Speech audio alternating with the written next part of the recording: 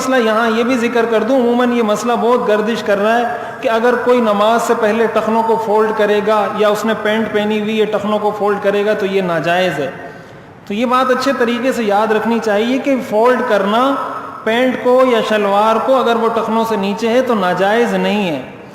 اور یہ جو کہا جاتا ہے اس کی دلیل اس حدیث سے دی جاتی ہے کہ حضور علیہ الصلاۃ والسلام نے ارشاد فرمایا کہ مجھے اس بات کا حکم دیا گیا ہے امرت ان اسجد علی سبعۃ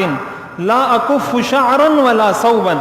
مجھے 7 اعضاء پر سجدے کا حکم دیا گیا ہے اور اس بات کا بھی حکم دیا گیا ہے کہ میں کپڑا نہ سمیٹوں اور بالوں کو نہ سمیٹوں. تو اس حدیث کی تشریح جو محدثین نے کی ہے وہ تشریح یہ ہے، اس کا مطلب یہ کہ انسان سجدے میں جاتے ہوئے اس لیے اپنے کپڑوں کو سمیٹے کہ کہیں میرے کپڑے گندے نہ ہو جائیں، کہیں میرے کپڑوں کو مٹی نہ لگ جائے، کہیں میرے کپڑے غبار آلود نہ ہو جائیں، اس لیے کپڑوں کو سمیٹنا یہ ناجائز ہے.